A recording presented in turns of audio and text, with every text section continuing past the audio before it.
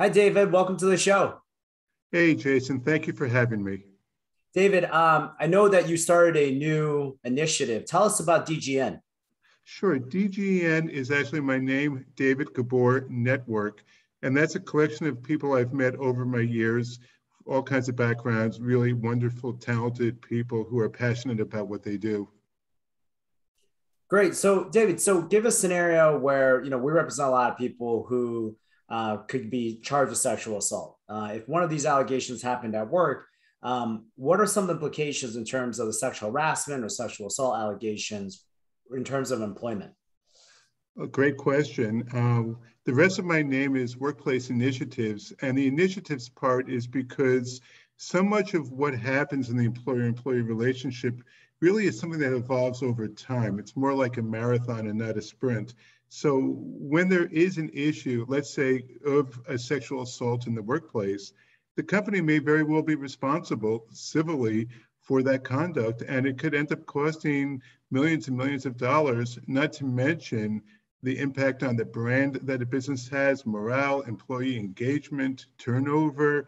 It could cripple any of a number of businesses. Look at what's happened in industry with companies like CBS and ABC and some of the issues they've had. We've got, goodness sakes, the governor of New York is in hot water. That's right. That's right. Looks like even the president's looking for his resignation. Yeah. So David, what happens with that situation where a company can be liable, and how does that work in terms of them being liable or not? Well, if you have a manager, the company can automatically be responsible for the manager's actions.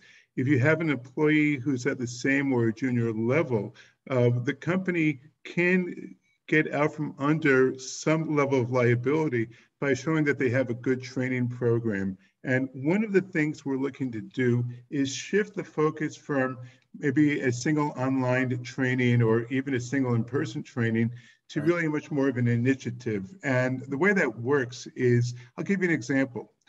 Let's suppose we've got a person named Fred, and Fred is someone who would grab a woman against her will. And you put up a great training program on the computer, in person, and no matter what you say or do, Fred's not going to get it. Fred's not going to say, oh, you know what, Jason, you're right. I shouldn't grab people against their will. It's not going to happen. So why bother training? Because if you do it well and you shift that perception so the employees believe this is really a great place to work and the company's trying hard to get it right, if you can get that point across over time, then the employees will come forward and say, hey, we've got a problem with Fred.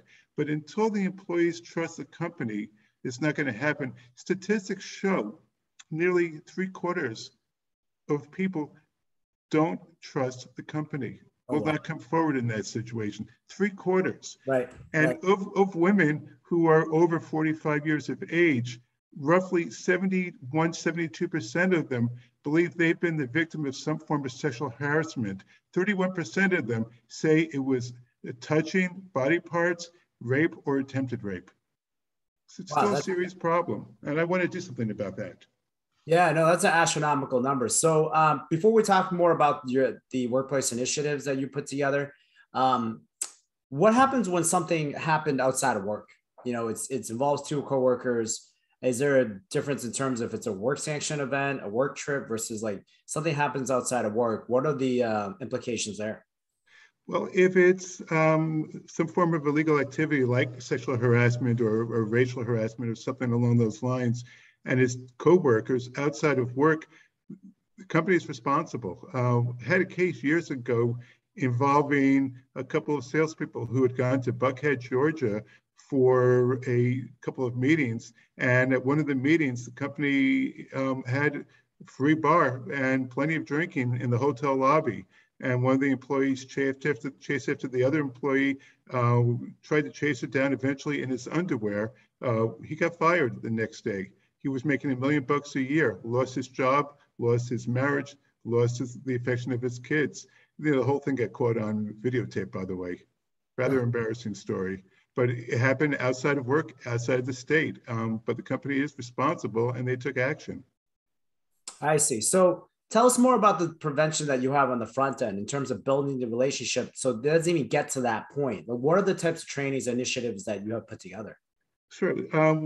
We have a focus on harassment prevention, diversity, equity, and inclusion, good management training. With every training we do, we build in the company's core values, its mission statement. We have someone in leadership introduce our programs.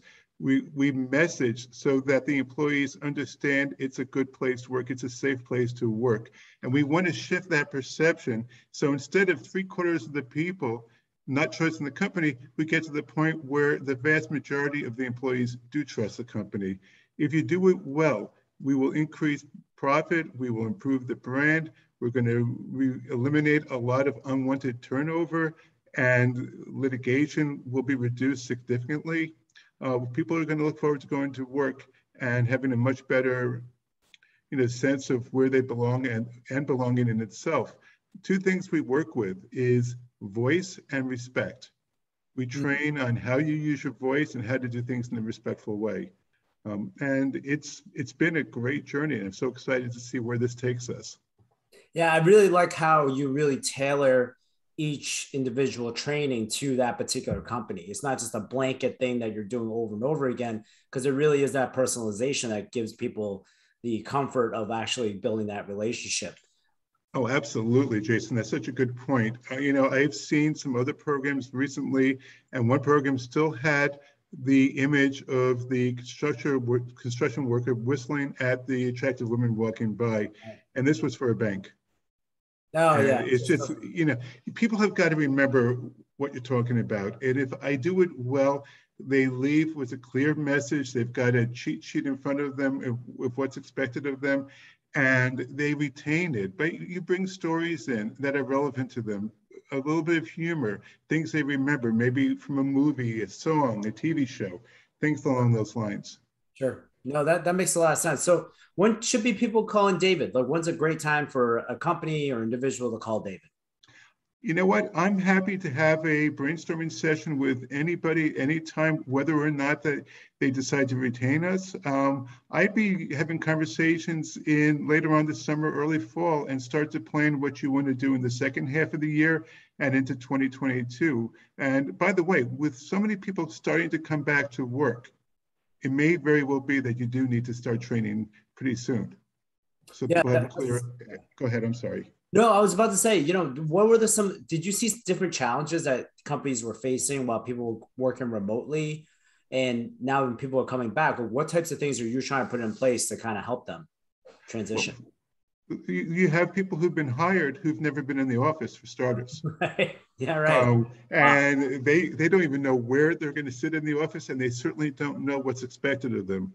You've got managers who have been put into management positions and have had no training.